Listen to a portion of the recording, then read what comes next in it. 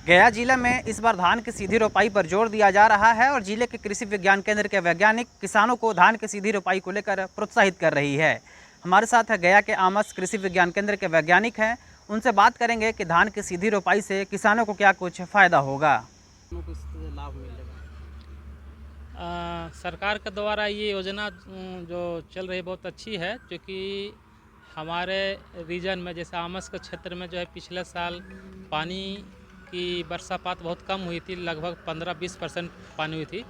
तो उस स्थिति को देखते हुए अगर सीधी बुआई अगर किसान करते हैं तो इसमें उनको बहुत पानी का भी बचत चूँकि करना होता है, तो इसलिए वैसा वैरायटी लगाने के लिए हम लोग प्रोत्साहित करते हैं, जो कि कम दिन में और कम पानी लेने वाला जो वैरायटी होती है धान का, वो हम लोग कहते हैं लगाने के लिए। जैसे सहभागी है धान, जो कि 100 दिन में 100 से 110 दिन में वो हो जाती है।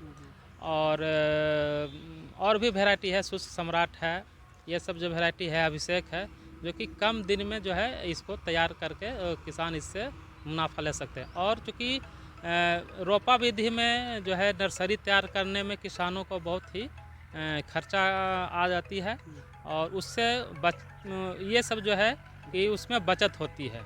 और कादो करके फिर उसको रोपनी कराना पड़ता है, फिर खाद के लिए फिर अलग से लेबर लगाना पड़ता है। तो इस तरह से रोपा वाला खेत में जो है बहुत ज़्यादा किसानों को जो है कि पैसा लागत लगाना पड़ता है। ये सब लागत जो है डायरेक्ट सीडेड क्रॉप जो हम लगाते हैं जीरो टिलेज मशीन से, तो उसमें ये सब सारी जो लागत लगती थी रोपा विधि में, वो सारी बच जाती है और इनको मुनाफा अधिक मिलता है। तो डायरेक्ट सोइंग जो अगर लगाते हैं तो उसमें उनको बीज छींटने के बाद चाहे तो सीड ड्रिल से लगाएं या हाथ से छींट कर लगाते हैं, तो उनको जर्मिनेशन के लिए उनको एश्योर्ड इरिगेशन की आवश्यकता पड़ेगी। अगर एश्योर्ड इरिगेशन नहीं रहती है, उनके पास साधन नहीं है, तो क्रॉप हो सकता है डायरेक्ट सोइडिंग नहीं भी हो सकती है।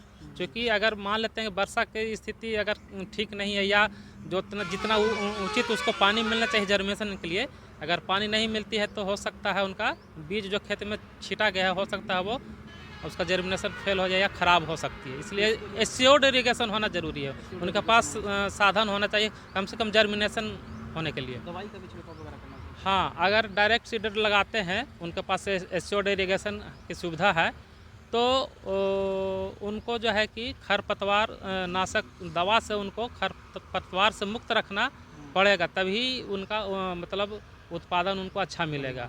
और अगर नहीं करते हैं छिड़काव, तो क्या होता है कि उसमें कीड़े मकोड़े का और रोग का लगने का संभावना अधिक होती है, और जिससे कि फसल नष्ट हो सकती है। ये बताइए कि खड़ी रोपाई करने में या कि रोपाई करने में किसानों को किसमें ज़्यादा फायदा है?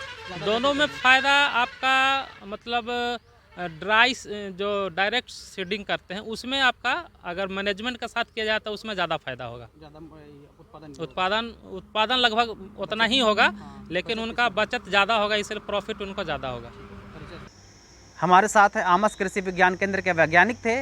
इन्होंने बताया कि धान की सीधी रोपाई से किसानों की लागत जो है वो कम पड़ेगी, और गया एक ऐसा क्षेत्र है जहां कई भागों में कम बारिश होती है। ऐसे में इस क्षेत्र में जो है किसान अगर इस तरह की खेती करते हैं तो उनकी आमदनी बढ़ेगी तथा उनका जो लागत है वो कम पड़ेगा। गया से न्यूज़ 18 के लिए कुंदन कुमार।